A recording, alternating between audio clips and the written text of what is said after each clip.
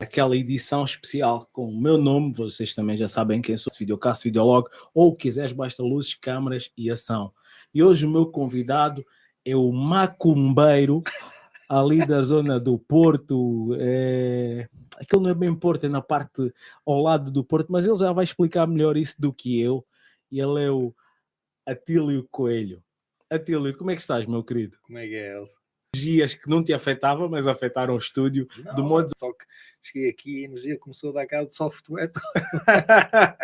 Quer dizer, afetaram o microfone, afetaram a parte da transmissão, afetaram isto, aquilo, mas apesar de tudo, estamos a transmitir em direto, vai ficar o episódio depois, vamos transmitir nas nossas redes sociais, mas para já, quais são as tuas redes sociais? Para o pessoal seguir-te, que ainda não te conhece, mas... Eu tenho Facebook, Instagram, o Facebook é fechado, mas o Instagram é aberto, oficial também do YouTube, também Atílio Gladiator Coelho, e aí vão lá pôr um like no canal, que aquilo tem que crescer um bocadinho. Claro. Ouviram, malta? Toda a gente aí pôr like no subscribe. Subscreva no vídeo, que isso ajuda bastante. Já agora também façam isto aqui conosco, né? Porque o objetivo é exatamente esse, para vocês verem imediatamente, verem na hora e seguirem connosco, fazerem vossas perguntas e interagir. Atílio, como é que começou a tua brilhante carreira nos desportos de combate? Tu que és lutador, e em vez de deixar apresentar, já te apresentei como lutador, mas... Engano. Ora bem, eu comecei a treinar, comecei a falar ali numa época completamente diferente do que se passa hoje em Portugal, uma época difícil para toda a gente, uma época de muita miséria, escondida dentro de casa, e eu cresci ali num bairro social em Matosinhos, era isso, um bairro social complicado em Matosinhos, um bairro de barracas, que hoje em dia já estão quase erradicadas completamente, um bairro de barracas, que é Cruz de Pau, de onde eu sou mesmo de origem. O nome era... É um bairro com comerciais, com problemas de toxicodependência, criminalidade e muitos miúdos na rua.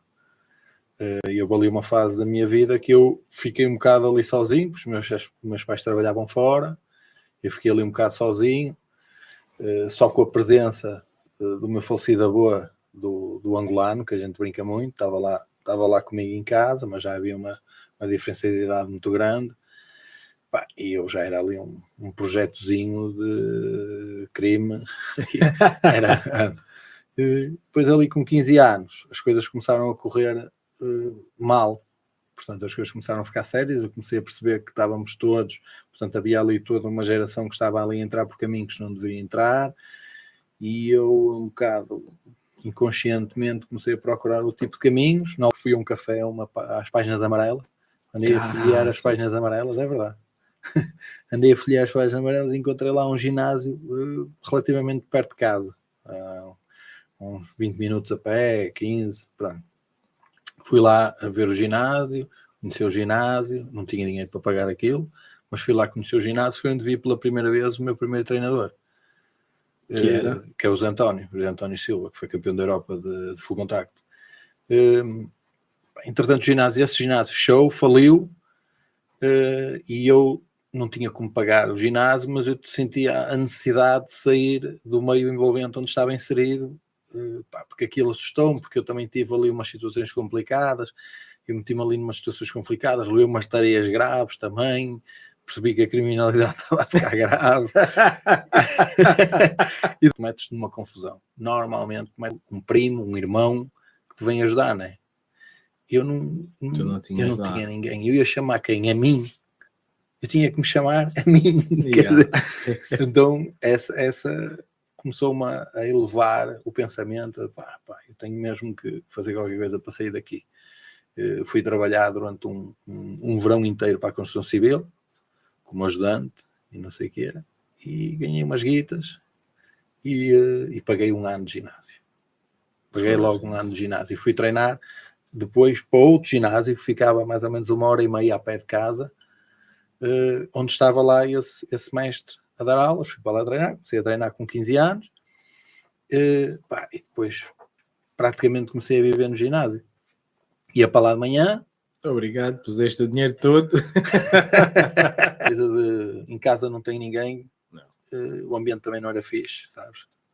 O ambiente também não era fixe. Não tinhas um bom ambiente. Ali uma altura, é difícil explicar estas gerações agora, mas há ali uma altura, de anos 90, que tu não compravas, não sei se tu te lembras, tu não compravas umas calças leves, não compravas. Quem comprasse umas leves era gente com dinheiro mesmo a sério. Não é? Tu não... Acho que tu não compravas umas sapatilhas, tu para teres umas sapatilhas boas, tu tinhas de ter dinheiro a sério mesmo. E então havia muita miséria escondida. Em casa que não há pão, toda a gente ralha, ninguém tem razão. Então o meu pai pegava-se com a minha mãe pegava-se com a minha avó, havia muitas discussões, o próprio prédio é um prédio... havia muitas discussões no bairro, problemas no bairro. Sabes como é que é? Zaragatas... Eu queria sair dali, da confusão, do barulho, aquilo, pronto, e eu também estava a acumular uma raiva, um ódio interno que eu precisava de extravasar aquilo. Então saía de manhã, se não tivesse aulas, ia logo para o ginásio de manhã, assistia às aulas todas, aos treinos todos, fazia o que me deixavam fazer, ia à casa almoçar e à noite ia para lá, final da tarde, até fechar, e ficava lá. E fiz isto... aí 10 anos, ou seja, saía de casa, ia para a escola, saía da escola, ia para o ginásio, saía do ginásio, ia para casa, e durante 10 anos fiz a minha carreira amadora assim.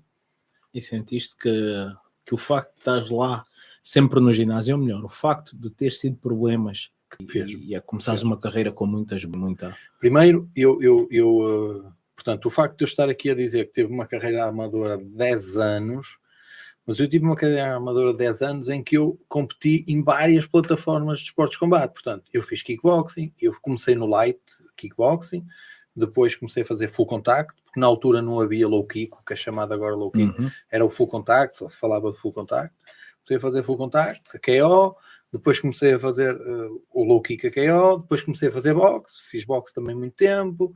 Portanto, eu fui... Depois é que começa a aparecer o Muay Thai já mais tarde, e a adaptação do K1, comecei a fazer o K1, portanto eu ia rodando, e a coisa não era uma coisa preparada, era uma coisa muito... sábado há um combate, queres jogar boxe? Vou jogar. Não havia campos, não havia preparações, não havia... Estás a treinar, já estás preparado e vais. Era. Eu comecei a jogar com 67, depois subi para os 71, já fiz profissional em 71, tenho um cinturão de profissionais em 71, já fiz profissional em 71, depois fui para os 75, que foi a categoria rainha de 75, depois em profissional em menos 76, mas pronto, em amador em 75, mas fiz muitos anos 75 e sentia-me poderoso em 75, eu era muito forte para 75, noqueava muito e tudo em 75, fiz muitos combates em 75, de tudo.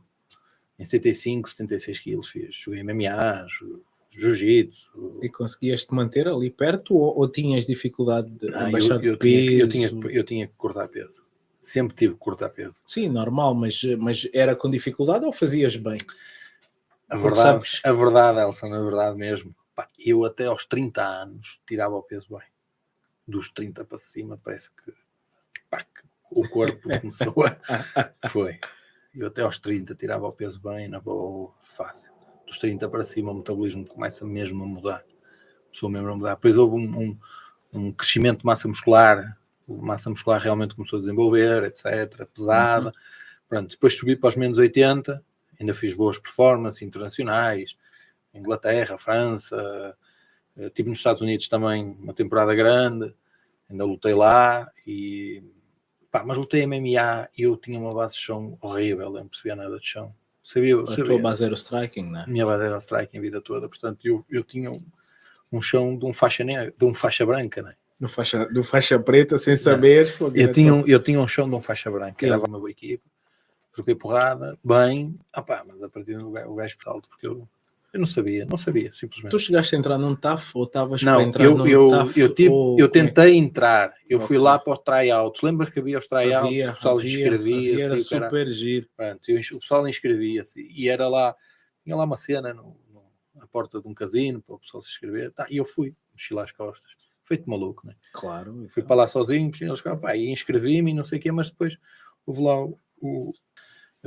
eu fui muito evoluído tecnicamente e a imagem era boa e o meu inglês era muito bom também, mas a possibilidade de eu entrar para o TAF era quase nula, porque eu era português e não vende. Portugal não consumia. Ainda agora não consome, mas na altura mais, né? não consumia pay-per-views, e eles como organização, porque o pessoal às vezes pensa que o UFC é um campeonato nacional. Não é. O UFC é uma empresa, Claro. uma empresa privada. E a empresa, como empresa privada, lucro. quita, então tem que pagar, ele metem atletas específicos que saibam que vão trazer dinheiro para a companhia. E eu podia ter muito talento, que tinha mesmo muito talento. Eu era um tratado para aquilo. E também era obcecado pela situação. Mas eu não crescia nada. Eu não... Então, com o teu estilo achas que não vendias? Ainda por cima tinhas a alcunha de gladiador, não é? Sim, se calhar não havia... Por acaso já tinha na altura. Já tinhas essa alcunha? Já tinha na altura. Não devia haver muitos gladiators naquela altura. Mas eu era muito bom no kickboxing, no K1, mesmo no boxe, mas eu no MMA era bem fraco. Na altura era. Porque na altura estava... Mas é tudo uma evolução. Já tens uma base boa, depois apanhares o resto. Mas eu também não tive assim muito tempo nos Estados Unidos. Depois também tinha pouco dinheiro. Tive sorte de estar numa equipa boa, que era a equipa Avant Fight Team em Las Vegas, do Vanderlei. Treinava muito com o Vitor Viana, Michael Costa. Treinei com o Vanderlei também, ainda conheci o Fabrício, conheci o Rafael Cordeiro, cheguei a treinar com ele também, como mestre. Conheci muita gente fixe, mas o meu show não era fixe. Mano. Lá aprendi wrestling, foi lá a primeira vez que tive contato com o wrestling americano, aquele wrestling cadeia americano, não sei o quê. Aprendi wrestling, vim muito melhor de lá, obviamente, mas falhava-me o chão. Eu já te mostrei um cartãozinho, quer dizer, eu lutei faixa branca o primeiro campeonato nacional de jiu-jitsu que houve em Portugal. Parece que foi noutra vida isto, não é? Parece que foi noutra vida. E tu lembras-te, quando o MMA começou, tu lembras-te, não é? Eu sou do tempo que não havia MMA, havia o Vale Tudo, e aqui em Portugal apareceu o IVC. Lembras-te do International Vale Tudo Championship? Lembro-me que houve um evento qualquer. Mesmo com o Ileio. Ok, eu sei que o IVC era super grande no Brasil, mas aqui não, pelo menos não me lembro. Houve um no Algarve do IVC, que o Florinha organizou, o Florinha ainda ganhou um cinto desses também. Ok. Arriscou e ganhou. Mas, portanto, eu fui fazer MMA com uma base de faixa branca, de desenrasque. E uma coisa é estarmos aqui no nosso cantinho, outra coisa é sair lá para fora. E eu no kickbox até me safava internacionalmente, porque nós, a nível de kickbox, somos há muitos anos uma potência mundial. Inacreditavelmente somos. Portanto, do nada a gente faz campeões do mundo, ninguém sabe muito bem como. Mas a verdade é que o pessoal faz. Nomes que nunca mais acabam no kickbox, que ainda hoje são referências e lendas mundiais.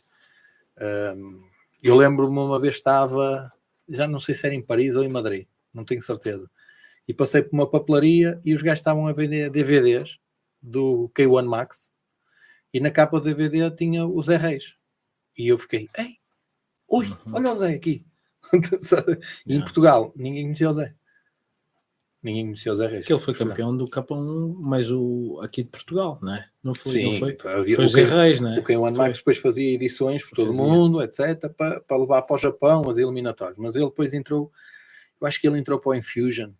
Okay, não sei, eu acho que ele entrou, foi para o Infusion que ele entrou e fez muitos torneios do Infusion, que era aquele torneio muito grande holandês. Sim.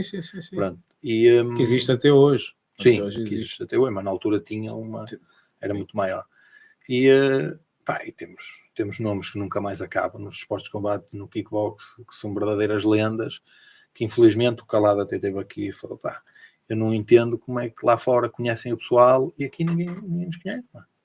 Por exemplo, eu tenho uma memória de miúdo, engraçado, que eu ia jogar amador em Espanha, nós chegávamos e vinha sempre um amador perguntar-me, o Nuno Neves está aí? Os gajos tinham medo do Neves, mano. Os espanhóis não queriam jogar com o gajo, mano. Eu não veio o Neves. E eu achava piada aquilo. Os gajos têm medo do gajo. E aqui nunca. Calhar, e ele é um dos atletas que nunca teve o mérito nem a referência que devia ter tido, mano. Olha, sabes que estavas a falar nisso do pessoal lá fora conhecer-vos e o pessoal aqui não conhecer. Tu estavas-me a contar em off a bocado e eu lembrei-me agora.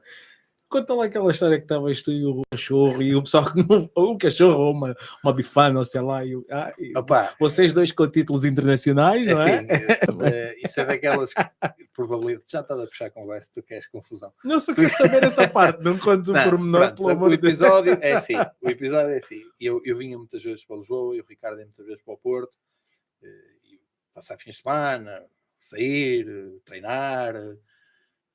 E uma das vezes que o Ricardo foi ao Porto ter comigo, nós fomos comer um cachorro.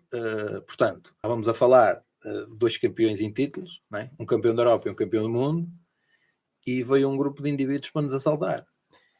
Claro, correu mal e acabou mal aqui.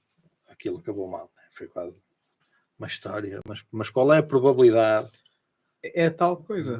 E depois é aquilo que eu estava a dizer.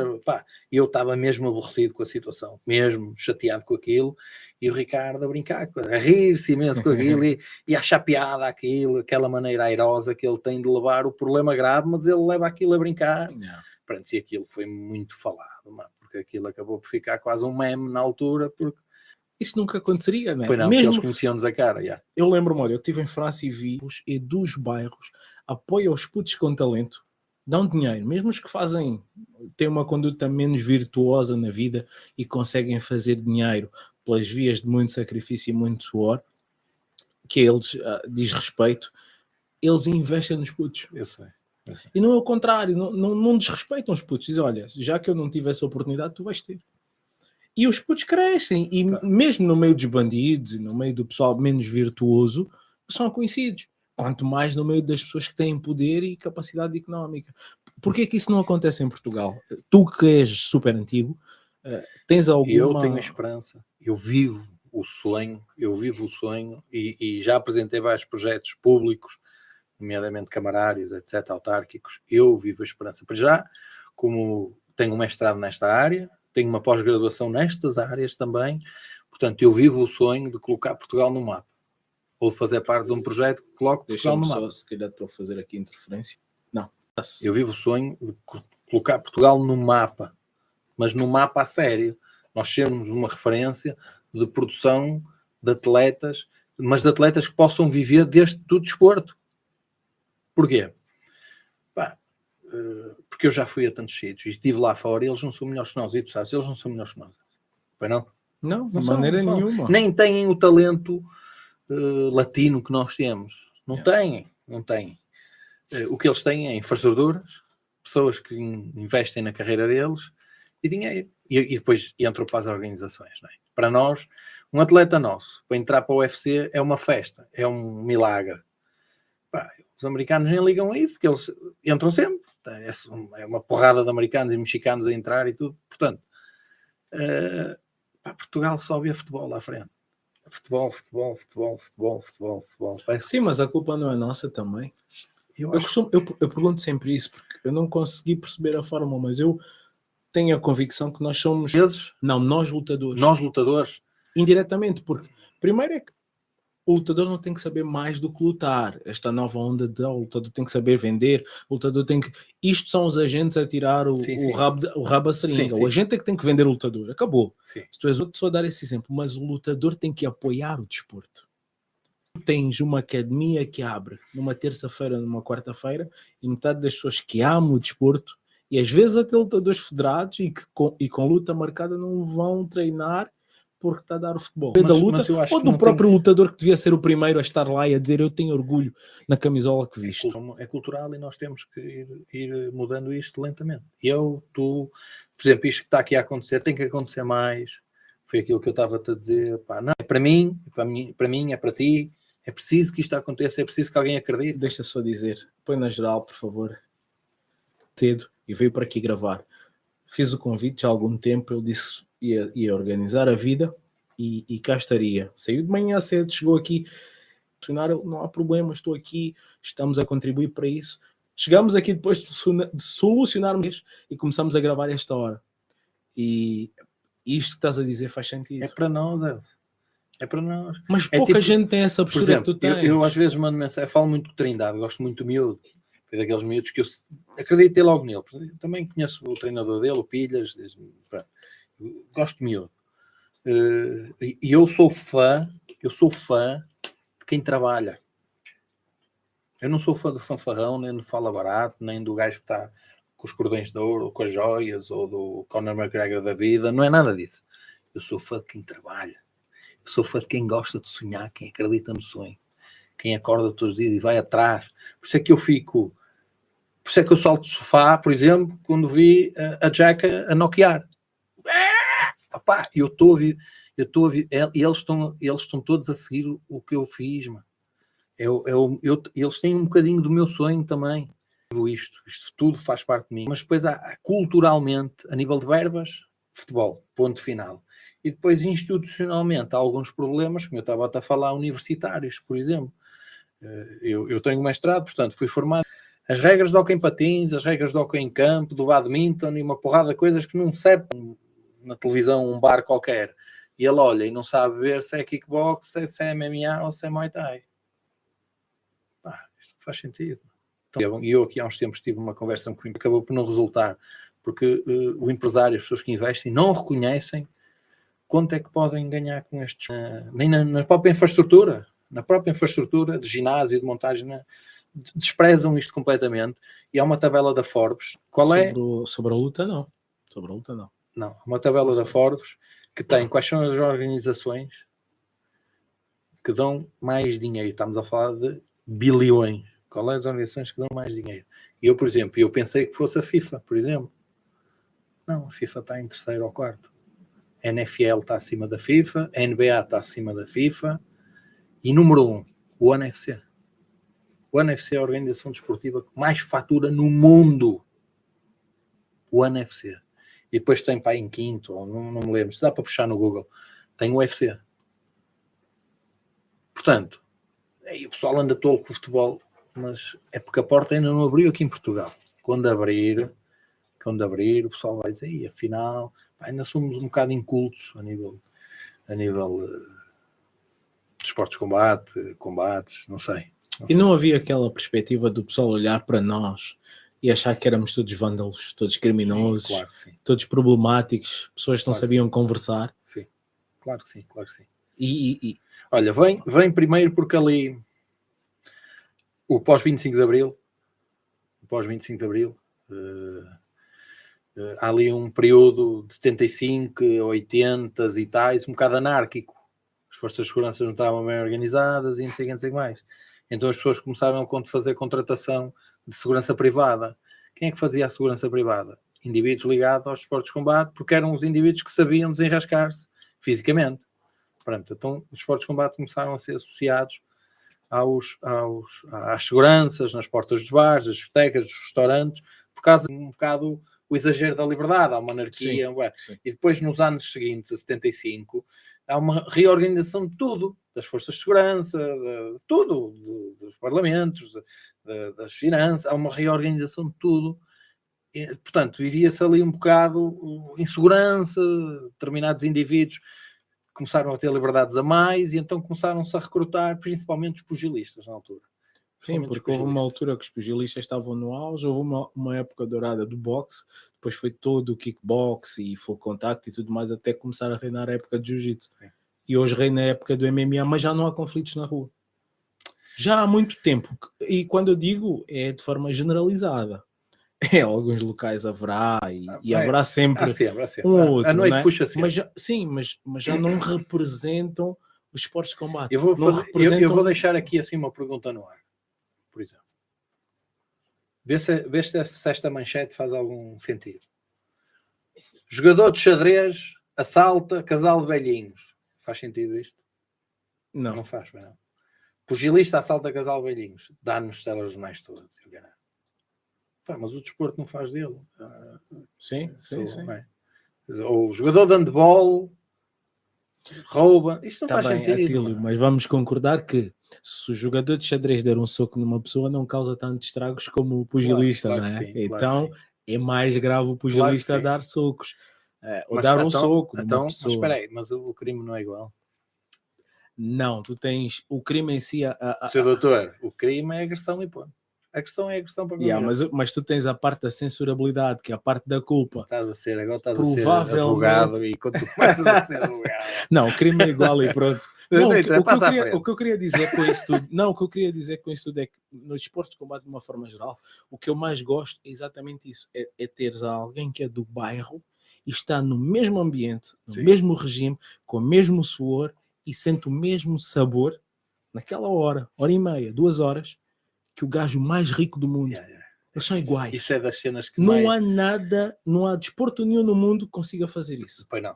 A forma, o potencial, a força de integração dos esportes de combate é principalmente do jiu-jitsu. Sabes porquê? Há um estudo social, psicologia, portanto, psicologia aplicada. Qual é o desporto de combate que tem mais contacto? Proximidade. Jiu-jitsu. Não há desporto de combate com tanto contacto como o jiu-jitsu. Porquê? Principalmente com pano. Com pano há uma atração muito grande. Tens de estar sempre... Tens que acabar com o espaço, não é? O que é que começa? Quando tu tens contacto com a pessoa, começa a haver quase uma irmandade.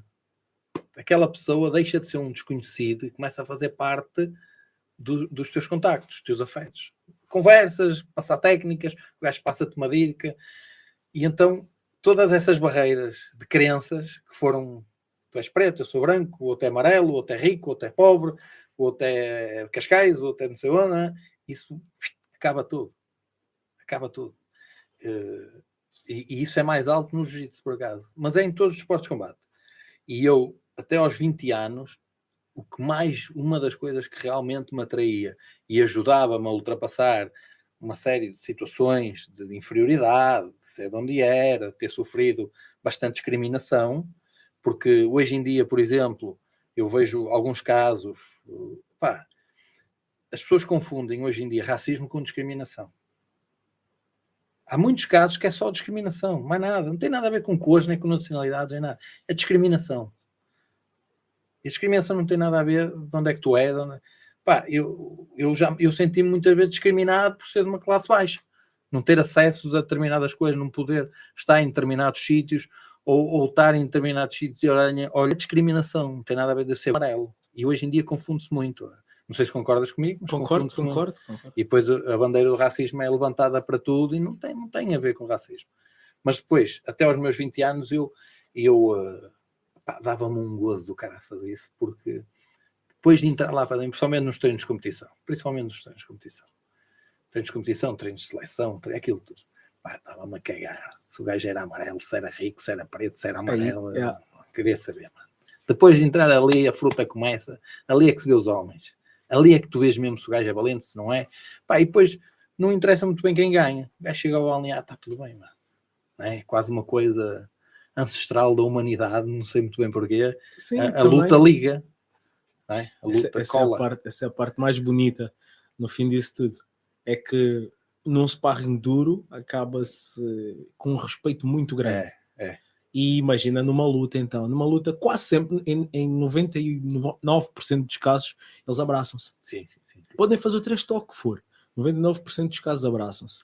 E só não se abraçam uma vez ou outra, porque já estão com uma perspectiva de criar nova luta, criar nova narração e criar novo storytelling. Muitas das vezes, tu crias um respeito, uma ligação. Tu desenvolves um respeito. Parece que tu sentes, verdade. há uma coisa que é tão ancestral como a raça humana, é isso. Eu acho que isto é tão ancestral como a raça humana. Nós vimos da luta, não é? Nós vimos da luta. Eu, por exemplo, tenho grandes amigos que foram meus adversários. Vou dar um exemplo de um gajo bué conhecido agora, o Suzano, o Bruno. Eu joguei com o Bruno 2 vezes. O gajo ganhou-me 2 vezes aos pontos. E depois ainda por cima foi meu colega de treino, meu colega de seleção, meu colega de treino. Claro que não, ele fazia uma categoria acima da minha, quando a gente se cruzava no treino, o gajo pegava-se, né? Porque a gente já tínhamos sido adversários, mas ficámos com uma ligação, uma amizade, um respeito mútuo, e eu sou daqueles que fico amigo dos meus adversários todos. Primeiro, porque se não tiver, sem honra. Tu estás a jogar MMA, levas um cotovelo na cara, abriu-te um corte, tu vais fingir que estás bem, não é? Tu estás todo arrebentado, apetece-te tirar para o chão, mas tu finges que estás fixe. O jogador de futebol, o gajo está a 1 metro dele, e ele atira-se para o chão, finge que está magoado. isto para mim é de uma cobardia, mano, de uma paneleiragem que eu não me cabe na cabeça. Vais cortar esta parte, mano. Não, tá lindo. Tá, eu já disse contigo é sem cortes, por isso é que foste live. Não há cá historiazinha. Mas isso é. Tu foste poética. Penso assim de vez em quando também. De vez em quando. De vez em quando. Friste uma ou duas suscetibilidades, mas. E agora vou dizer preciso. assim: 100% do público português vê futebol, ou percebe futebol, ou consegue olhar para o futebol. Acho que sim. Quando o povo, quando as pessoas consomem este tipo de merda, mano, não é? Pá, o meu filho vai jogar a bola, vai ter que fazer estas palhaçadas, mano. Vai ter que querer enganar o árbitro, E eu ponho-me a olhar isso. E achas que as pessoas levam esse exemplo para a vida? Quererem com uma finta que não existiu, não é? Com uma piscina que não existiu. E eu fico inconsciente pela patranha, por ter enganado. Não é? Eu estou a ser compensado por ter sido mau caráter. Imagina isto num puto de 12 anos. O puto vai levar para a vida dele que eu tenho que ser mau caráter, mentiroso e andar a enganar o pessoal porque vou ser compensado. É assim que eu ganho. Ou eu, serve um puto a fazer jiu-jitsu. O que é que o puto aprende? Eu para ganhar tenho que dar o litro, mano. Eu para ganhar tenho que ir aos treinos. Eu para ganhar tenho que chegar ali e executar. Ser responsável e executar. Se eu não ganhar, vou cumprimentar o adversário. Chororó, e se perder, amanhã vou de novo para tentar melhorar. E se for filho de angolano, e cara alegre, senão... Caraca. Olha, estás a ser mega filosófico, mega... Pera. Mas continua. Aqui. Siga. Continua. Tudo certo? Produção, estamos a ouvir bem? Já está. É só os teus feitiços aqui a corromper o atrás da grade. Macumba. No destino. Não. Eu acredito que nós somos donos de ação pessoal, é tão importante. Tu tens de te autorresponsabilizar por tudo que acontece na tua vida. E a partir do momento que tu te autorresponsabilizar, tu tomas conta do destino do teu momento. Eu tive a escolha de ter virado e para trás. Eu é que escolhi vir aqui. Quando o ser humano se começa a autorresponsabilizar, começa a tomar conta da vida dele. E se eu escolhi vir cá? Já não estava destinado que eu ia escolher vir cá? Não. O livre-arbítrio foi-nos dado por Deus. Quando eles mordem lá a maçã no Éden, isso é explicar-te que nós somos responsáveis pelo nosso caminho. E esse caminho vai-nos dar nós, Elsa. E não vale a pena entrar em processo de vitimização e somos todos uns coitados e não sei o quê. Mas eu não fiz nada, mas o gajo bateu-me primeiro, mas o gajo estava-me a insultar. Mas... Ok, o gajo dezenas de oportunidades de ter vindo embora e não foste. Portanto, embora. Mas o meu ego diz, não vou ficar aqui. Portanto, nós temos que nos autorresponsabilizar. O destino não existe. Nós fazemos o nosso destino. É a grande, verdadeira força do nosso universo. E o amor para quem? Para com a mulher, para com o homem amigo, o amor no seu todo geral. De que forma é que tu defines o amor? Eu acho que tu estás a exibir, mas pronto. Não, tu é que tens 2 livros e tu também. Então vou-te fazer a pergunta de outra maneira. Tu vais-me responder. Qual é o contrário do amor? O oposto do amor? Dizem que não é o ódio, nem é a indiferença. O contrário do amor é o medo. O ódio é um tentáculo do medo, a indiferença é um tentáculo do medo. A ignorância é a mãe de todos os males. Mas porquê que... Porque tu és ignorante porque tens medo. E tens medo porque és inseguro. Inseguro já é um contacto do medo. Não, eu posso ser ignorante porque simplesmente porque não... quero ser. E porque é que isto... Eu não sei porque que garrafas, não, mas aí não és ignorante. Aí não és ignorante. Só eu ignoro esta realidade, eu ignoro esta técnica. Mas ignoras só se for outra... Pronto, então eu não percebi. Estás a entrar por cenas diferentes. Pronto, peço desculpa. O medo, todos os sentimentos negativos. Tu odeias uma pessoa porque tu não a conheces. Negativas para ti, violentas, etc. Mas tu soubesses, tu estás com medo da pessoa, por isso é que tens esses sentimentos todos. Pode ser e pode não ser. O medo é... Sabes porquê? Tu quando começas a ficar consciente e elevar tu ainda as merdas, e além de aceitar as merdas, por exemplo, tu estás a ser bué agressivo comigo. Hostil. E eu necessidade de me defender. Mas se eu elevar a minha energia à sabedoria, pôr o ego de lado e levar a minha energia à sabedoria, eu começo a pensar, fazer aqui uma conversa comigo, já está com problemas em casa, se calhar a mulher arranjou-lhe grande problema, a morrer de alguém, e o rapaz está a descarregar em mim e está em sofrimento. E eu deixo de ter medo de ti. E tomo uma escolha. Porque deixaste de ser ignorante, não é? Porque deixei de ser ignorante. Porque comecei a abrir, faço a técnica da mente de paraquedas, não é? O paraquedas só funciona quando o abre. E outra coisa, inacreditavelmente, todos os lutadores, ou a maioria dos lutadores que eu conheço, são gajos inteligentíssimos. E a maioria leem. E eu já falei isto com o Florim também. O dele é mesmo engraçado. Gajo inteligentíssimo, principalmente em negócios, né? Em marketing, negócios, bolsa, uma série de coisas. É um investidor nato. E lê diariamente, lê. Portanto, a informação está um clique. Não, eu estou-me a rir das páginas amarelas porque abriste este nosso episódio com as páginas amarelas. Né? Parece agora... que foi noutra vida, não é? Parece que foi noutra vida. Chover, uma hora. Treinava, vinha com a roupa molhada para casa, almoçava, ia para a escola, saía da escola às 6h30, ia a pé mais uma hora e tal, para o treino, à noite, a chover outra vez. Mas nunca faltei um treino. A um treino. Pá, eu queria mesmo aquilo, mano.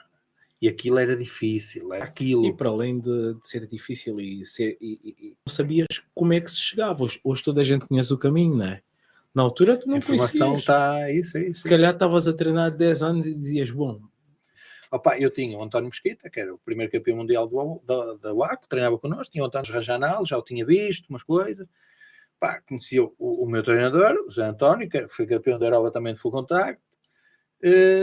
Tinha uma referência muito forte, o Simão Gonzalez. E depois tivesse aí quase tinha cegas. Não, eu convivia com eles, o José Manuel Barreira. O José Manuel para nós era um ídolo, as entradas dele, a maneira. Portanto, aquela geração que Tiago Borges, Francisco Massimiano, lá em cima o Pina, de Mirandela. É isso que pronto, isto é a curiosidade que nós falamos. Como é que um país como o nosso produz tantos campeões e de qualidade, mano? Sem apoios, sem nada. Sem apoios. Eu às vezes, mesmo hoje, como é que isto não abre o telejornal, mano? Como é que isto não abre o telejornal? Como é que determinadas notícias, determinadas coisas não se... Agora há um trabalho muito bom que está a ser feito, que eu também acompanho mais, que é a curva.pt. Já viste? Espetacular o trabalho deles. Aliás, na Eleven Sports, mando-lhe sempre um abraço. Ele está sempre atento, está sempre ativo. Devia receber dinheiro para fazer o que faz. Ele faz aquilo por amor. E agora foi bem. Como é que eu não vou apoiar esses gajos? Eu nem os conheço, mas eu, aliás, já recebi umas mensagens deles a agradecer de algumas infos que eu dou também. Eles fazem o que eu estou aqui a fazer contigo. Portanto, está o MMA é o futuro. O MMA é o futuro. Sem dúvida nenhuma, o MMA é o futuro dos esportes de combate. Acho que nós estamos aqui anos. Daqui a 10 anos já vai ser comum portugueses nas grandes ligas da MMA. Portanto, nós temos para a Espanha e eles estão quantos anos à nossa frente já? Bastantes. Eles já têm gajos. Mas sabes que eu lembro-me que os espanhóis tinham terror de lutar connosco. Ganhei... Para brincar contigo, foste roubado. Não, mas foste roubado. A questão não é essa. Foste bué roubado. Obrigado. Não, mas ele já está no nível alto. Mas se calhar há 3 ou 4 anos... E ele está no nível alto que eu considero do meu nível aqui sem puxar brasa, mas em termos factuais, é que se calhar há 3 ou 4 anos ele devia olhar para mim lá em cima. Sim, sem dúvida. E nós não tivemos, foi a capacidade de capitalizar. Quando é que tu fizeste aquela luta no Porto? Há quantos anos foi? Eu já não me lembro. Que entraste com aquele cenário do taco e dos óculos. Entro sempre. Eu era convidado e eu tinha estado a negociar com aquela... Foi no Cage Fighters. Exatamente. Eu tinha estado a negociar, acabei por não lutar, mas pronto, estava como convidado do evento e estava nesse evento. Entrar, até achei piada aquilo. E eu aí, olha-me este man. Armado em... mas depois tu tiveste uma destreza que é o bonito dos esportes de combate, que é aquela violência controlada. Aquela explosão de violência, mas controlada. Acho que noqueaste com o joelho em salto, uma coisa assim. Então já me lembro. Mas bonito mesmo. E eu, ficaste no olho logo. Eu, olha este gajo. Olha, mano, este maluco. E depois andei a ver e vi-te mais uns knockouts. Depois percebi que o joelho em salto era uma coisa que tu fazias várias vezes até. e vi várias exibições tuas e lembro que fiquei, este gajo vai arrebentar, este gajo é daqueles que vai entrar para o UFC fácil. Depois houve ali uma altura que tu também paraste ou aconteceu qualquer coisa e deixaste de aparecer. E faz-me confusão isso, mano. Como é que talentos assim, como é que coisas destas... É o que eu te estava a dizer, é óbvio que eu não me quero vitimizar, está aí, mas eu, por exemplo, nunca só treinei, eu tenho uma carreira noutra área, sempre trabalhei à noite durante muitos anos também, estudava, trabalhava, treinava. Não é que isso me tenha impossibilitado de o fazer, mas eu nunca tive uma visão. Por exemplo, eu nunca quis entrar no UFC. Nunca foi vontade minha entrar no UFC. Eu gostava muito mais do Pride e das ligas no Japão, porque eu gosto de show-off. Eu não quero saber de perder e ganhar. Eu acho que lutar para não perder é chato. Mas e o UFC tem que... mas eu gosto disso porque eu não tinha medo de perder. Eu estava, nessa luta que tu estás a dizer, eu até estava com uma dor na costela, mas eu estava super bem. Eu disse, olha, é indiferente, eu estou-me a sentir bem e eu vou dar show. Só penso nisso.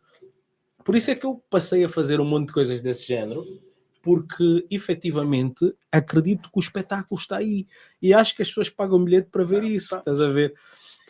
E o UFC não é isso. O UFC é, tens de ganhar, se perdes 2 seguidas, eles não querem saber se fizeste lutas boas. Agora tu já viste que está a começar um movimento muito grande. Angola, por exemplo, está a começar com um movimento muito grande de MMA.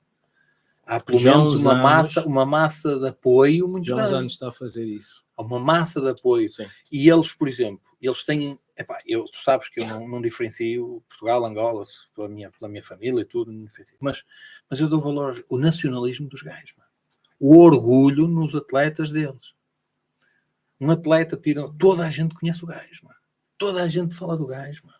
É porque tu estás a ver nas redes sociais, se fores lá ninguém o conhece. É?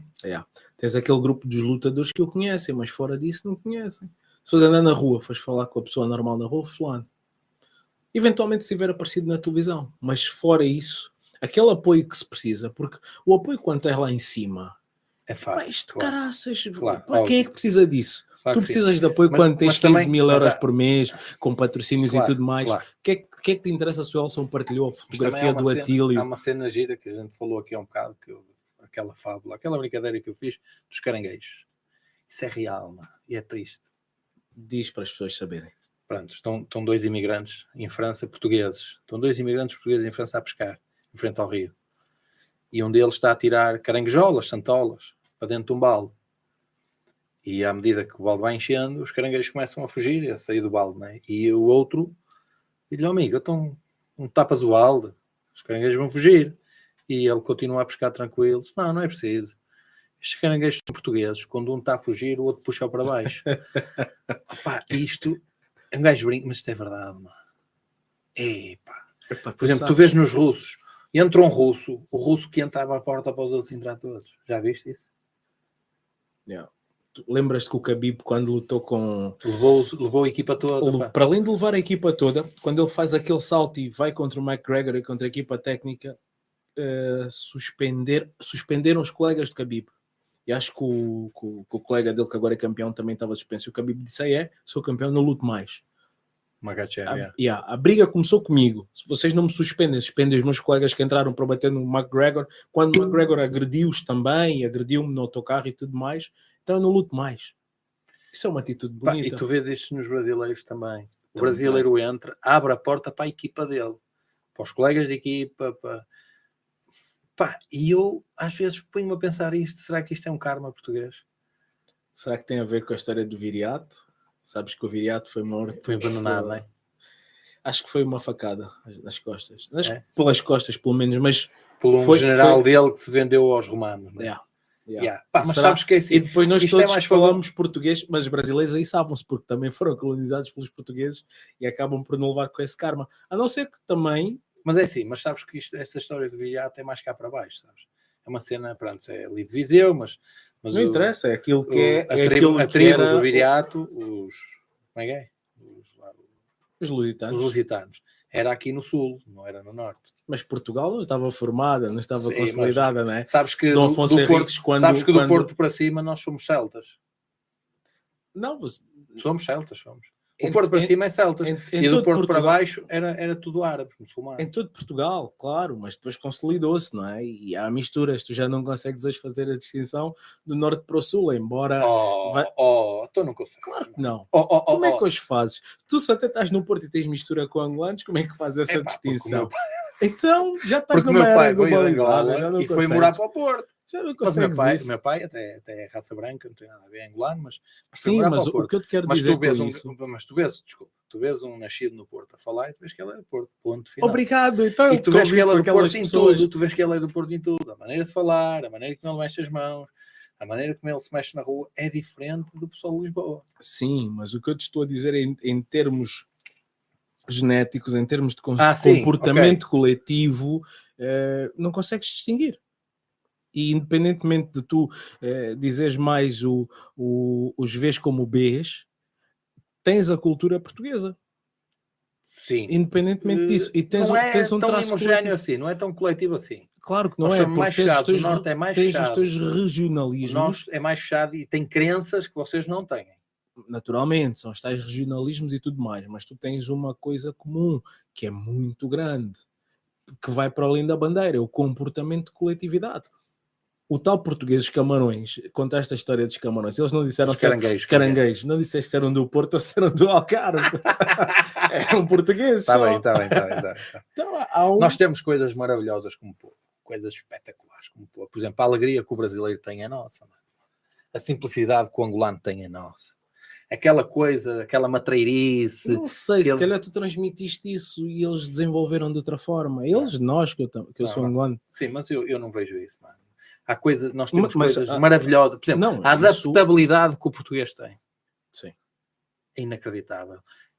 Eu às vezes vejo os brasileiros e estou a ver, estes gajos são como nós. Vão para qualquer lado, está tudo bem em todo lado. Adaptam-se a tudo, mano. Tu vais a qualquer país do mundo, tem um brasileiro. Também tem um português em qualquer país do mundo. É incrível. E depois, por exemplo, tu vês um português que fala imensas línguas, adapta-se a tudo. É verdade ou não é? É verdade.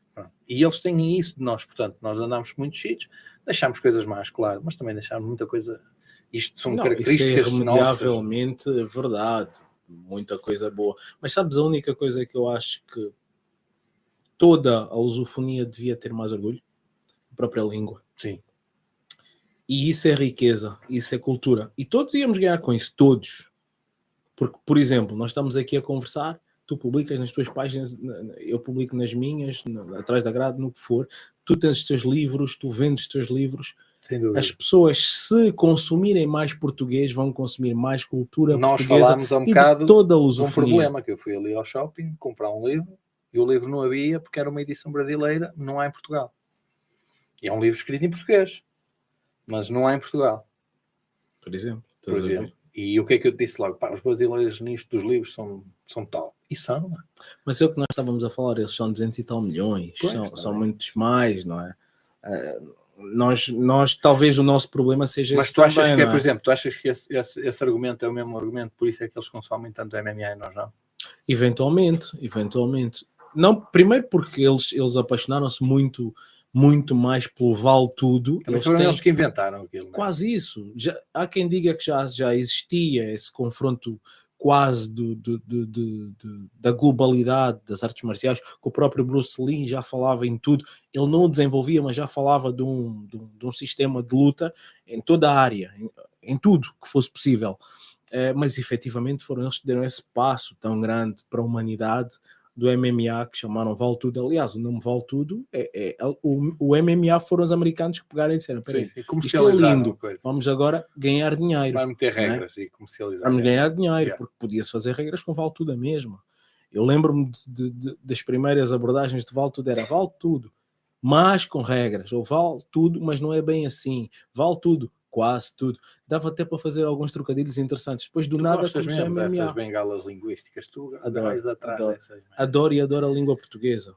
E eu acho que as pessoas deviam ter orgulho. Eu quando vou a um restaurante em Portugal, em Angola, ou no outro lado que se fala a língua portuguesa oficialmente e tem alguém que me vem atender noutra língua, não me esforço para falar outra língua. Ele tem que se esforçar para falar português. Da mesma forma que quando vou à Espanha esforço-me para falar espanhol. Ou ou castelhano, ou quando vou para os Estados Unidos, ou quando vou para o Japão. Mas eu tenho que me esforçar para isso. Sim. É obrigação minha. É claro, eles vão dizer, eu quero dinheiro, tudo bem. Eu sou cliente. Agora imagina a pessoa que vem, abre uma empresa em Portugal e não tem trabalhadores que falam português, ou que são portugueses, ou em Angola, ou no Brasil, ou em Moçambique. Porquê? A língua portuguesa não está a ser valorizada. Isto era uma forma de eu, desempregado, dizer, olha, vou dar explicações de língua portuguesa. Então, peraí. Ok. E ganho dinheiro. Sim. Então, peraí. Tu achas que, por exemplo, nós, dentro dos esportes de combate, não temos o boom, que não rebentarmos mundialmente e que não abrem oportunidades para as grandes organizações exatamente por esta falta de união? Começa nos lutadores, mas não é só por isso. Não é só por isso, mas é um pouco por isso. Eu vou-te dar um exemplo e todas as pessoas que fazem eventos dizem isso. E o Calado falou nisso também, eu já tinha sentido isso da segunda vez que o Faustino telefonou para voltar a lutar com o espanhol. Ele disse, Celso, tu estás-me a pedir um valor que eu acho que até é justo, mas eu não posso pagar isso. Sabes quantos pay-per-views eu vendi da outra vez que tu lutaste aquilo, estou mais um não sei o que de Portugal, não sei o quê? 27, ou 26, ou 25. Eu sabia que estava muita gente a ver, mas num pay-per-view estavam Claro, a ver 30 pessoas, que é o normal. Mas porra, porquê que não compram isso? São lutadores. A grande questão é, quantas pessoas lutam em Portugal? X. Se essas pessoas, só estas que lutam, apoiarem, todos os eventos tinham casa cheia. E todos os lutadores ganhavam dinheiro. Eu comprava o teu produto e tu compravas o meu. Não achas que neste caso, tu por acaso agora estás a exercer uma função, tu e o Pedro, estão a exercer uma função fixe lá com os comments e com acompanhar. Vocês só acompanham uma liga, não? Neste momento só. Neste momento é o PFL. Houve uma altura que passava também o Combate Global. Não, passava o Combate Global. Era. E no kickboxing passava o Infusion. E ainda fizemos algumas de boxe. O Pedro convidou-me para o boxe também. Mas o que eu quero dizer é nós a nível de comunicação social quase somos erradicados, mano. Então, por exemplo, tu lá és capaz de ligar, está a dar equitação, mano. E agora eles têm aquela equitação sem cavalo. Já viste? Tu estás a... Mas acima disso tudo, repara. Em África não conseguias fazer essa equitação, pois não? Não sei. Ias fazer esses teus vizinhos e iam-te bater. Mas sabes que eu brincava assim quando era miúdo? Com motas, era fazer de mota. Não era de cavalo, era de mota. Isso era quando eras miúdo. Se fizeres isso quando és adulto, és só parvo, mais nada. Só parvo, mais nada. Mas acima de tudo, tu vês que alguém apoiou aquela brincadeira. É mesmo. Tipo, olha, vou-te dar outro exemplo. Aquela cena do slap. Alguém apoiou. Power slap, né? Alguém apoiou isso. É uma merda aquilo. Não, independentemente. Tu achas piada aquilo? Não acho piada nenhuma. O que é que nenhuma. ele tem como desporto? Mano? Absolutamente nada. Mas o que eu acho piada é que eles vão para lá e são pagos. E chegam no fim do mês e dizem, olha, mulher, levei 5 estalos. E a mulher, não vou gozar contigo porque trouxeste o dinheiro. Está bem, ok. Aqui está o dinheiro. Isso só funciona naquele país, mais nada. Mano. E aqui que tu tens grandes campeões e não funciona. Quantas pessoas conheceste, lutadores de topo, que trabalharam à noite? Tiveram que trabalhar à noite. Sim, eu acho quase todos. Se calhar só menos o Calado, por exemplo. Tá, nem sei. Acho que não. Acho que não. Porque ele até conseguir lutando e sair, porque senão ele ia inexoravelmente ser levado para isso. Na altura que era preciso lutadores e lutar, ele ia para lá. Ali, 27 anos, 26, pá, eu tive ali, pá, 3, 4 anos, que valeram por 20. Porque eu andava na faculdade, tinha que acordar todos os dias às 5 e tal da manhã, andava na faculdade, tinha carga física na faculdade, as aulas físicas, teóricas, depois ia para o treino, trabalhava à noite, trabalhava fins de semana e um dia por semana à noite, portanto fazia diretas, e ainda lutava aos fins de semana, fazia de vez em quando combates ao fim de semana, para o máximo possível, para tentar capitalizar ao máximo. Então andava ali, que eu aproveitava, por exemplo, este intervalo é de 15 minutos, e eu ia para o carro dormir 15 minutos. E não gostavas que te chamassem parvo, porque já chamavam parvo, mas não gostavas que te chamassem parvo e te pagassem? Gostava. Mas agora há aqui uma coisa que... É o que acontece na SLAP, chamam-lhes parvos, mas pagam. Vou-te fazer uma pergunta. Há algum atleta em Portugal que tu querias ter lutado contra? Eu acho que não. Olha, eu houve uma altura, gostava de ter lutado com o Denis. Sabes quem é o Denis, não? Da Brazilian Power. super amigo meu, e eu sempre gostei muito dele, mas eu acho que ele estava com um nome bom na BPT, e eu estava-me a sentir super bem, não tinha ainda muito nome, achava eu. Mas isso é estranho, isso é estranho. Não, mas sabes porquê? Porque... Normalmente tu, onde tu queres lutar com um gajo, é um gajo que te incomoda por alguma razão. Não, mas com ele era o contrário. Eu acho que ia dar um mega cartaz. Porque ele tinha uma plástica física do caraças, ficava bem na fotografia, feio para caraças ao vivo, mas na fotografia fica giro o gajo. A sério, estou a falar mesmo porque, porque eu gosto da dinâmica dele, fotográfica, estás a ver? Eu mas gostava... tu queres lutar pelo gajo, que o gajo a tão luta com o top model. Filho, mas o que eu te estou a dizer é que desde 2010, com modelo desde 2010 que eu digo que a luta não é luta. A ver muita gente. Eu acho que só por isso. Eu não tenho vontade nenhuma de então, mesmo exemplo, toda a espetacularidade. Nunca rolou ali umas bocas de backstage? Não, nunca aconteceu com ninguém. E eu gostaria que acontecesse comigo numa determinada altura. Houve aquele gajo que não. E no kickbox há mais... No MMA também começa a ver. Eu falei com os rapazes do Cage Fighters, olha, vejam lá se arranja alguém para fazer uma picardia para uma luta seguinte e tudo mais. Não aconteceu. Eu não conseguia picar ninguém, porque não é o meu feitio, não consigo fazê-lo. Vou tentar ser um gajo que fala melhor. Tu não acreditas que há uma coisa que não dá para contar ou não tem? Mas mano. Porque às vezes, há certos gajos que querem tanto aparecer, mas e querem tanto a foto, como tu dizes, e falta qualquer que tu olhas e não cola aquilo. Mas depende, porque se calhar tu estás a tentar uma coisa que não tem a ver contigo. Eu vou-te dar um exemplo. Como é que ele chama? O Sonnen. O Sonnen não tem carisma como lutador, zero. Não luta nada demais, zero. Ele tem carisma como o bad guy. E ele descobriu isso. E investiu todas as forças e energias dele nisso. E foi dos melhores a fazer isso. Pronto, está bem. E ele consegue fazer um trash talk rápido porque tem a ver com ele. O meu caminho foi assim, por exemplo. Eu criei uma imagem à minha volta. Primeiro porque eu, como tu disse, eu ali dos 71, 75, 80, eu tinha uma plástica física boa. Bonita, muito... Eu sou maçudo. Sempre fui já carregava as bombas, sério? Então... Tu tens um trauma com as bombas, mano. De certeza. Tu tens um trauma com as bombas. Estou só a dizer... Sempre que eu estou contigo, tu falas de bomba, mano. Ou é por causa da Ucrânia... Não, mas pronto. Não, tinhas uma plástica física. Tinha uma plástica, eu sempre fui assim redondinho, muito redondinho. Eu tinha uma plástica. E depois... eu não lutei sempre com aquele calção de gladiador, não foi assim. E tu sabes como é que começou isso? Não. Eu até escrevi no meu primeiro livro. Ia-te perguntar isso e acabei por isso foi assim, estava a dar um combate em direto, um evento em direto, que eu era cabeça de cartaz, um cinturão, e eu parti o pé direito no segundo assalto. Eu chutei, apanhei um joelho, parti o pé direito no segundo assalto. E estavam a comentar aquilo em direto, o que tu fazes, e um dos comentadores é o Rémulo. O Rémulo, que agora é diretor desportivo do Camacha, portanto, na Madeira. Muito meu amigo, mas um jornalista com uma carreira enorme também, está a comentar aquilo e eles começam ali em estúdio a comentar, e o atleta português do Norte partiu o pé direito, está com o pé fraturado, se vai continuar, não vai, pronto, está aqui uma conversa dentro disto, e ele atira aquelas coisas. Eu continuo a lutar, fiz o xingaçado até ao fim e continuei a bater com o pé partido. E ele dá assim uma dica de este atleta é um verdadeiro gladiador do Norte. E eu fui para o hospital e tal. Ganhei a luta, mas pelo menos para o hospital. Ganhei a luta, fiquei com gesso mesmo, até ao joelho. Mas depois, quando voltei ao ginásio, o pessoal estava a brincar com aquilo, porque aquilo depois estava a dar na televisão, né? E o pessoal ouviu, e o pessoal brincava ao gladiador, ao gladiador, ao gladiador. E eu, na altura, se calhar, né? Falei com o César era o manager. O César, fixe. Mandei fazer uns calçõezinhos com aquelas tirinhas e tal. Começou-se a imagem de marca e colou, ficava aquela cena, ficava, se calhar também pela fisionomia da cara, aquilo colou e pronto. E começou, e foi assim. Não foi uma coisa que eu forçasse, uma coisa que eu tentasse criar. Vou tentar criar aqui um estereotipo, uma coisa tipo Fernando Pessoa, quase um heterónimo. Vou criar aqui um heterónimo.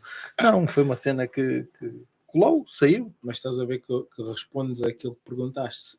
Imagina se tu estivesse nos tempos modernos do Trash Talk e em vez disso tivesses ido para o caminho de falar, de ofender e tudo mais, se calhar não tinhas carisma. Mas como foste para este lado que tinha tudo a ver contigo, porque tinha a ver com o teu biótipo, com a tua forma de lutar e tudo mais. O gladiador encaixou-se como uma luva. Às vezes o carisma tem a ver com a tua posição em momento. Naquele momento. E o trajeto de vida também, as adversidades todas, aquelas adversidades, aquelas pessoas mais perto de ti sabem que tu estás a passar em determinados momentos da tua vida e tu não contas a ninguém, mas tens que perseverar, tens que ir para a frente, tens que insistir, tens que querer fazer as coisas, e muita parte da minha vida foi assim, perseverança. E pá, eu uma vez, a escola secundária fez anos, ou fez um centenário, uma coisa assim qualquer, chamaram, fizeram uma gala da escola secundária, chamaram, mandaram uma carta para casa, na altura foi para a casa dos meus pais, que era a morada que tinham, chamaram todos os atletas que se tinham notabilizado em determinadas áreas.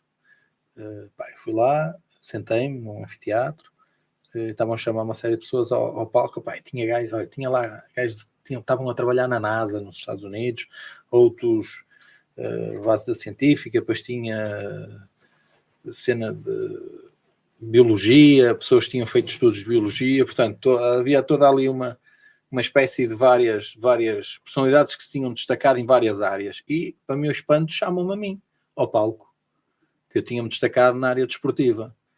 Tu para entrares no palco tinhas que entrar por umas cortinas por trás do teatro, assim, tinhas que entrar por quase. Opa, quando eu vou para entrar, a pessoa que me está a dar era uma funcionária da escola, uma professora, que tinha sido, portanto, nossa professora, mais ou menos, mas conhecia-nos do tempo secundário. Quando eu estou a subir, ela olha para mim e diz-me assim: ui, tu estás vivo? Eu, estou vivo. Então, foi tipo, não, é que eu pensei que tu a esta hora, que idade tens? Eu pensei que tu a esta hora estivesses morto ou preso. Pá, isto é um choque de realidade. Tu percebes que esta pessoa pensava isto de ti. E tu começas a pensar, putz, eu estava inserido nisto mesmo. E estava mesmo. O meio que a gente estava inserido, que nos rodeava, levava-nos provavelmente àqueles dois destinos. E ela ali, de uma forma se calhar não sensível, vomitou aquilo, e tu ficas a pensar assim, ao início, mas esta gaja, apeteceu-me insultá-la, mas depois comecei a pensar, olha a cena, olha o que ela disse. Achas que o desporto salvou a tua vida? Salvou. O desporto salva.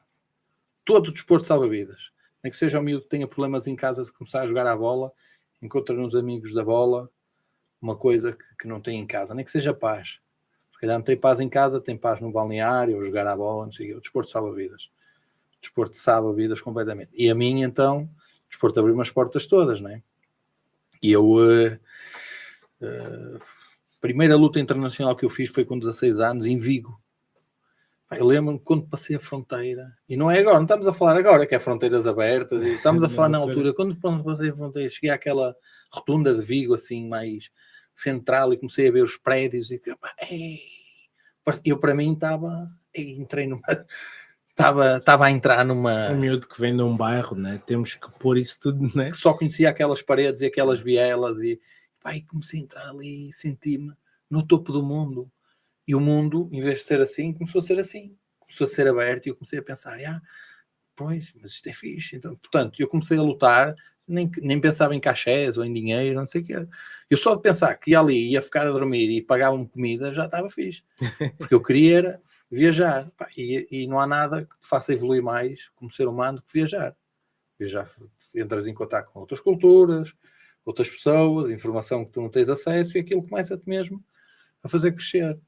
Personalidade, informação nova, tecnicamente nova, e era assim. E o desporto abriu umas portas para tudo.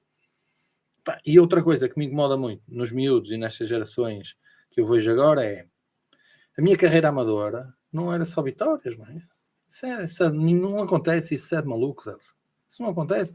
Há de vez em quando um avatar ou outro que faz-se, limpa tudo, mas isso não acontece, mano. Eu ganhava 2 lutas, perdia uma. Perdia 3, ganhava uma. Ganhava 2, perdia uma. Ganhava 4, ganhava uma. Andava sempre assim. E depois, quando ganhava, estava super feliz. Quando perdia, é o extremo máximo da desilusão, da raiva, da chatice, da vergonha. E andava sempre assim. Está a acabar, é? E achas... Não, estavam a fazer sinal porque eu estou a brincar com isso. Mas eu estou entretido com a conversa. Eu andava assim. Mas eu não desistia, perseverava nisto, mantinha-me no caminho, quer perdesse, quer ganhasse.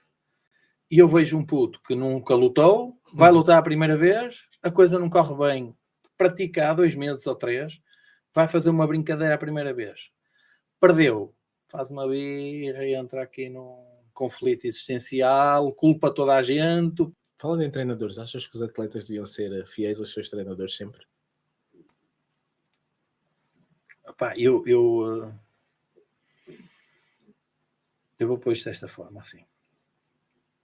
O meu exemplo, eu durante 10 anos fui atleta de uma pessoa só.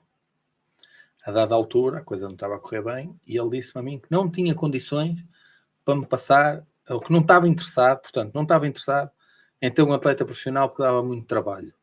Não estava interessado em que eu tivesse uma carreira profissional. E eu saí dali e fui para outro sítio. Nunca tive mais treinador nenhum. Treinei com 2 pessoas na minha vida. Ok? Eu, por exemplo, no jiu-jitsu, treino agora com um treinador. Primeiro,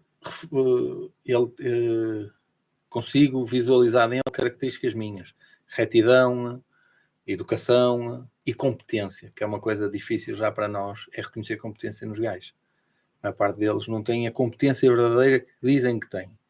Mas eu reconheço competência no meu mestre de jiu-jitsu, no meu cinto negro de jiu-jitsu, que me passa, pronto, que me gradua. Mas acima de tudo, há uma lealdade. Sou leal. Isto é um valor cada vez que está a desaparecer. Eu falo para mim, eu já criei do zero determinados atletas, dei-lhes tudo, fiz sacrifícios por eles que nunca ninguém fez, injetei do meu próprio dinheiro neles, suplementos, ajudas, despesas, e eles na primeira oportunidade nem olharam para trás, nem um obrigado, nem nada.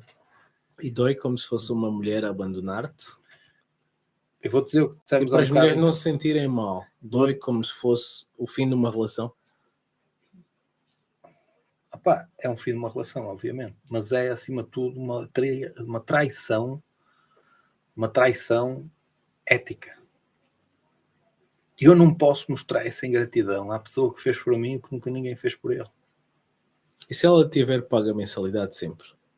Ele, pois, ok. E se nunca lhe tiver exposto dinheiro, mas acima de tudo dás este conhecimento que para mim é dos mais valiosos. Olha uma coisa, neste caso, eu só estou a falar de atletas, não é de alunos. Alunos, atletas. Okay. Eu estou a falar de atletas. Pessoas que eu fiz o extra mile, pessoas que viveram em minha casa, pessoas que precisaram de comer, de roupa, pessoas que tu metes debaixo da tua asa como um filho. Estou a falar disso. Alunos, hoje quer treinar aqui, quer treinar ali, está tudo bem. Vai treinar ali, vê lá onde é melhor, treina onde achas melhor para ti. Mas ali o céu é azul. Fixe, está tudo. O gajo sabe mais que tu. Está bem, ok, treina lá com o gajo. E eu, nos alunos, eu até sou um bocado tipo, vai lá treinar então. Vai lá ver se é melhor. Estás a ver? Eu nos alunos sou assim muito sem vínculo.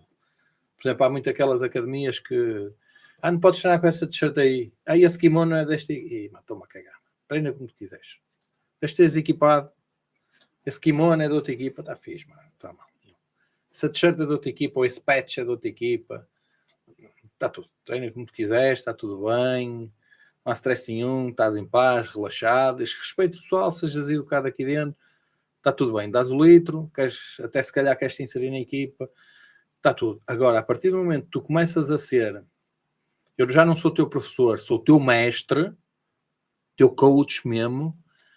Se tu tens esse compromisso comigo, começa a haver uma ligação além prática desportiva lúdica. Eu começo-te a dar o caminho, me demorou uma vida inteira a aprender. Que tu não tens que dar isso tu não tens que dar isso ao aluno.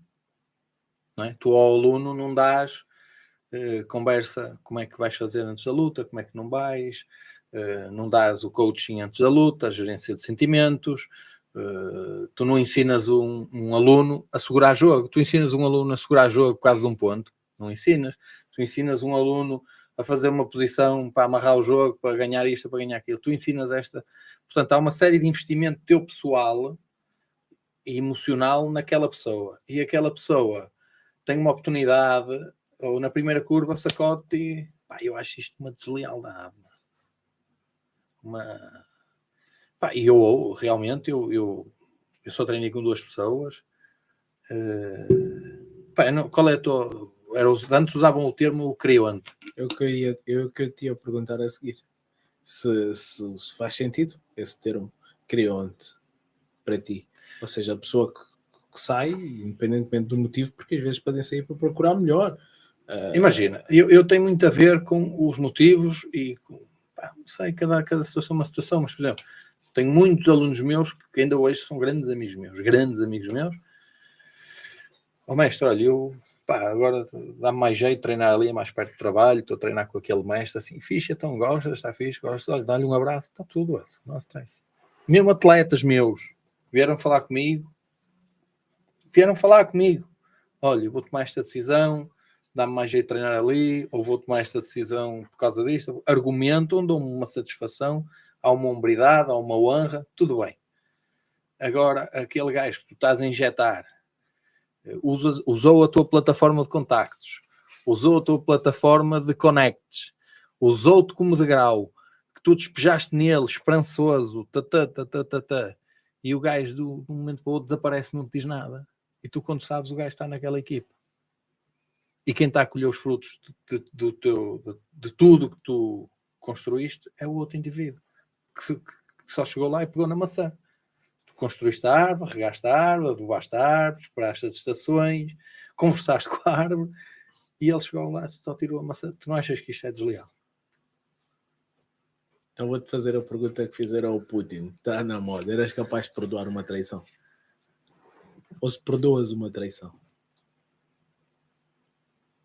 Isso parece um quadro daqueles. Já que estamos aqui, por que não? Não perdoo.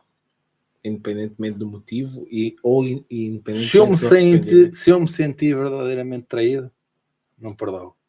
Posso não reagir, posso escolher não reagir, que é o que acontece neste momento da minha vida. Eu neste momento da minha vida escolho não reagir. Eu escolho não reagir para não ter outro tipo de problemas.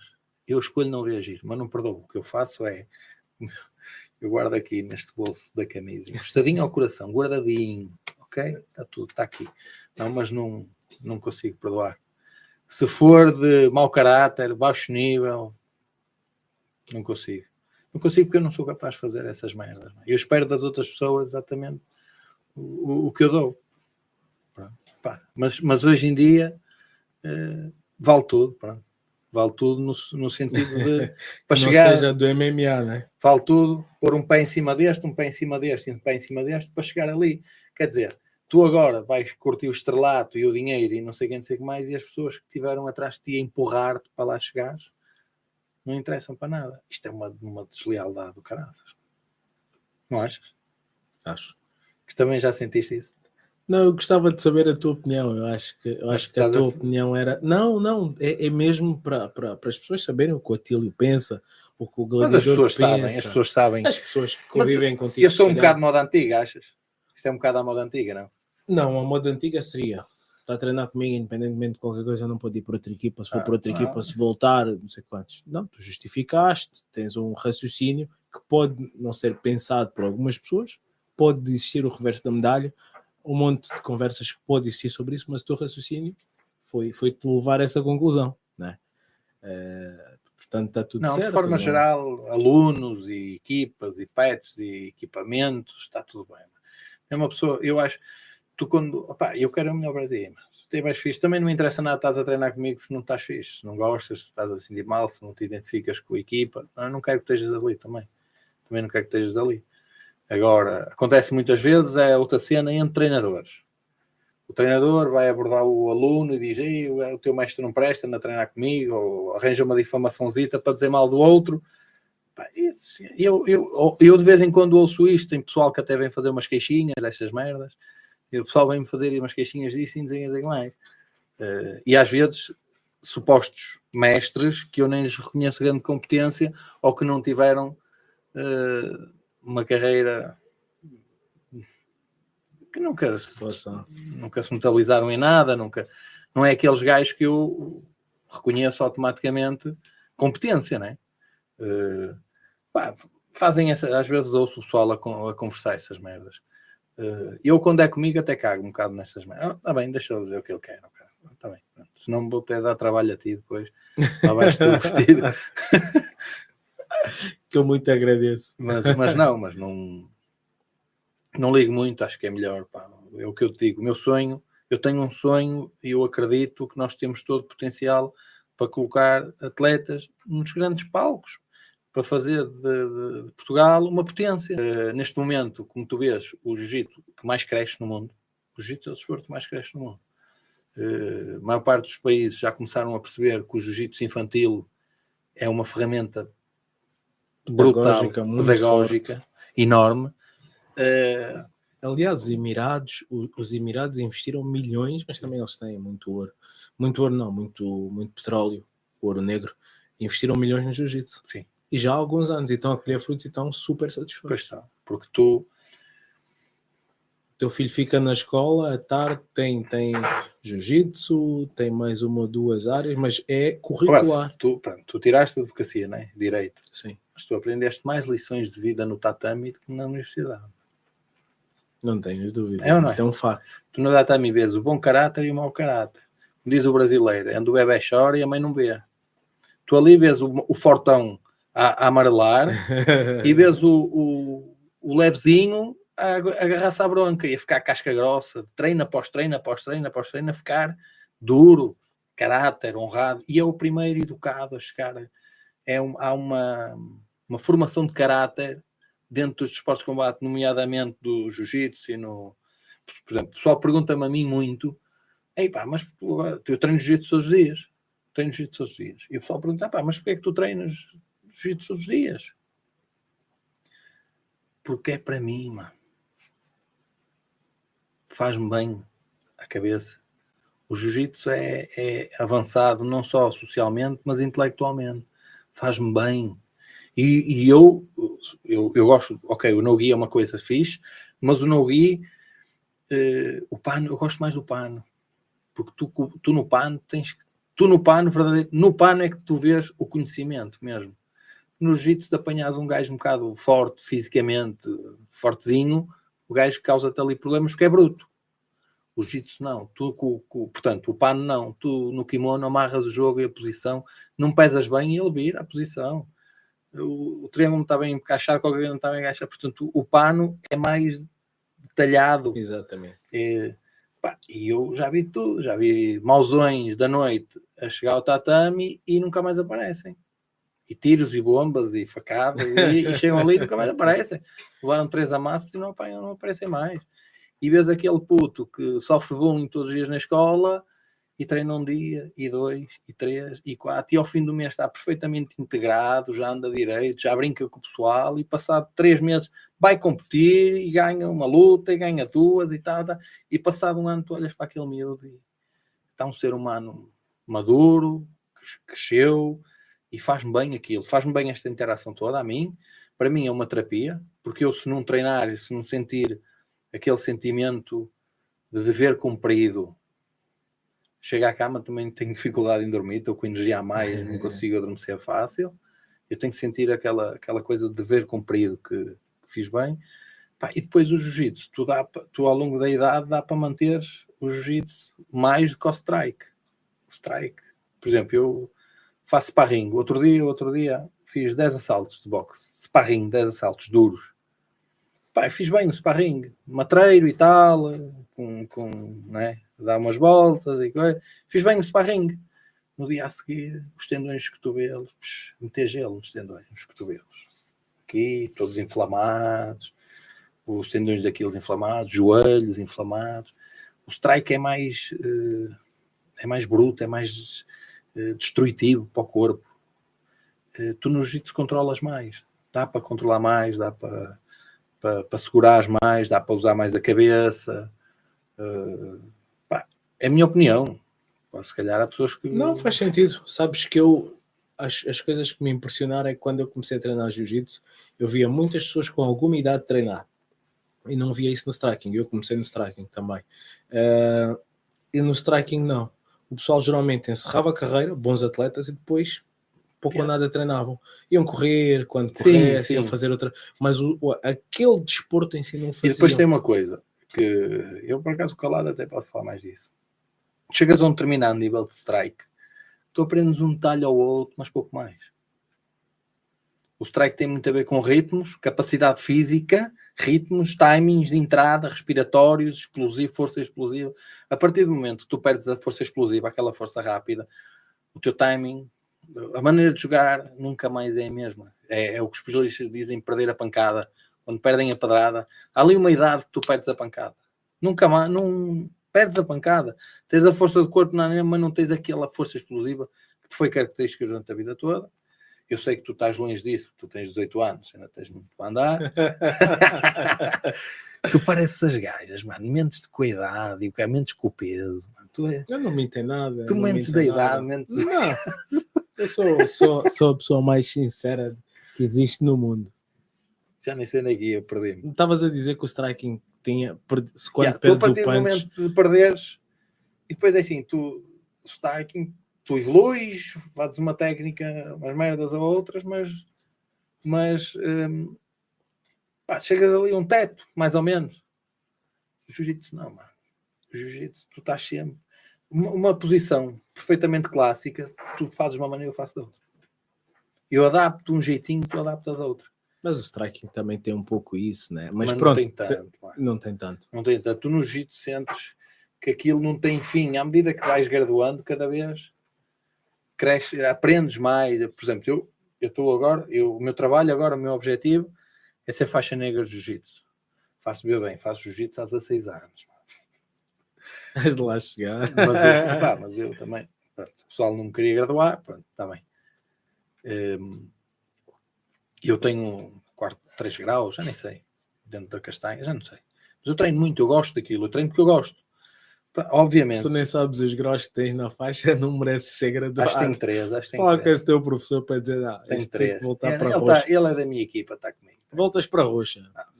Eu tenho... Eu quando for faixa negra de jiu-jitsu, que vou ser, porque é um objetivo que eu tenho, e eu dou o litro, e eu acredito que quando as pessoas fazem por merecer, as pessoas chegam lá, em qualquer área da vida. Eu sou faixa negra de jiu-jitsu, sou faixa negra, portanto, cinto negro, kickboxing, full contact, muay thai, estás a perceber, não é? Tenho os cursos de treinadores nível 1, nível 2 de boxe, tenho uma faixa negra também de MMA numa altura que era obrigatório faixas negras. Isso há sempre aquela coisa, será que o MMA tem faixas? Tem graduações? Não tem? Mas houve tinha uma altura... quando? Então eras só tu e o Naré. Não soube bem ninguém. Olha, estás a ser... Sabes, não, eu tenho. Eu mostro. Era uma federação que houve aqui. I'm sorry. Tu estás a rir por ser difamador de uma pessoa que não está aqui, mano. Não, porque eu só queria saber na altura onde é que ele arranjou aquela faixa preta. Isso, ele não sei. Então, ele não sei lá. Mas eu não estou a difamar. Estás a falar disso? Não. Estás a falar disso? Eu não sei, mano. Ele publicou que tinha uma faixa preta de vale tudo. Não. Eu tenho uma faixa negra que me habilita como mestre. A questão que foi falada foi essa. De uma federação que já não existe. Onde é que saiu isso? Eu tenho Por exemplo, uma federação que já estás a justificar a tua faixa. Não, digo, a WKPN já não existe. Por exemplo, estás a ver? Mas na altura, naqueles primórdios do MMA... Mas foste enganado, não é? Não fui enganado, fui credenciado na altura. O que eu quero dizer é que eu fico com uma panóplia. Se eu criar uma associação agora e criar um nível de graduação, estás graduado, mas em termos genéricos da coisa, não. Mas pronto, isso é só uma picardia. Só para te picar um bocadinho, para estragar uma das tuas graduações. O que eu quero dizer é, há aqui uma pandadas diferentes, ou apetências, competências e modalidades diferentes. E o que é que eu... eu cada vez, quanto mais conhecimento eu ganho, mais percebo que tenho que aprender merdas, mano. Por exemplo, eu no jiu-jitsu, os gajos, às vezes os putos fazem coisas, eu fico assim, como é que o gajo fez isto? Faz lá outra vez. Tenho que pedir ao miúdo, faz lá outra vez. Nunca pensei nisto. E às vezes são coisas básicas, fáceis, mas nunca pensei nisto. Já te aconteceu esse momento de clique? Já. Pronto. E então, o que é que eu ponho-me a pensar? Tu realmente, quando chegas à faixa negra, é que estás a começar a aprender. Não é? Isto é só uma cena assim mais filosófica. Agora, é para fugir um bocado à forma como tu difamas as pessoas. Atílio, com essa difamação vamos fechar. Já nos deram o toque, estamos a transcender aquilo que é o habitual. É óbvio que estávamos a falar aqui em off. O Calado tem segunda parte, eu não tenho segunda parte. Porque tu estás a entrar live, se não terias. Aliás, já estávamos na segunda parte. Como entraste em direto, trouxeste feitiço e que obrigou esta plataforma agora, temos que fazer dessa forma. Então, e o Elson vai voltar a lutar, é isso? Fica para uma segunda parte. Mas vou, claramente vou. Isto eu não sabia que havia... conseguir organizar. Eu não sabia que havia MMA de treino. A gente encontrou-se lá. Pessoal, Atílio, Gladiador Coelho, sigam-no nas redes sociais. Ele ainda tem Facebook. Para ele todo orgulhoso. O Facebook é fechado. Porra, abre essa porra que ninguém mais. Ué, nem tem redes sociais. mas no o canal do YouTube é preciso ir lá. É preciso ir lá. Atílio Gladiator Coelho. É preciso ir lá subscrever, meter likes, meter comentários positivos. O canal tem um conteúdo enorme sobre lutas amadoras, minhas entrevistas ao longo dos anos. Tem muita coisa, tem muitos cortes também que eu já aprendi a fazer shorts, já faço. Tem muita coisa. Tenho certeza que tem lutas que vocês nunca viram minhas. Tem cinturões, tem internacionais, tem muita coisa. Falta meter ainda lá algum. Quem quiser comprar. Os livros estão na FNAC. Estão na UOC também, 2. Okay. Não trouxe nenhum. Então, não comercializas por baixo da mesa, não te pagam metade do valor. Não, estou a brincar. Geralmente não, porque na minha edição houve essa possibilidade. Eu tinha livros para vender também. Ficas com a edição da autora. Também. A primeira não foi edição da autora. A segunda é que eu fiz edição da autora e disse, não quero esse tipo de modalidade, em coisa, mas podias também ter alguns e tenho em contacto contigo diretamente. Muito poucos livros pessoais mesmo que ficaram comigo. O primeiro livro acho que esgotou todo, foi preciso pedir mais livros, e o segundo livro, pelo que me disseram, também a maior parte dos sítios já tem esgotado, tem que ser por encomenda. Há pouco tempo falaram que estavam os últimos que andavam a encomendar na UOC, o Acordo ao Guerreiro Cá em Ti, o segundo livro, que é um livro de coaching motivacional virado para o alto rendimento, life coaching também, etc. O Acordo ao Guerreiro Cá em Ti, disseram-me há pouco tempo que o compraram na UOC também, mas havia nas FNACs online e Bertrand online também. FNAC online e Bertrand online, nos dois. Atílio Gladiador Coelho e o Acordo ao Guerreiro Cá em Ti. E podia ter trazido para ti, mas tu não mereces também. Não, mas pelo menos para mostrar às pessoas. Pessoal, não se esqueçam, este rapaz ingrato que nem o seu próprio. Eu espero não ter avarias até casa no carro. Que o teu feitiço não fica aqui, mas acima de tudo espero que este conteúdo vos chegue saudável. Pessoal, vamos apoiar os esportes de combate e cresçamos todos juntos. Um abraço.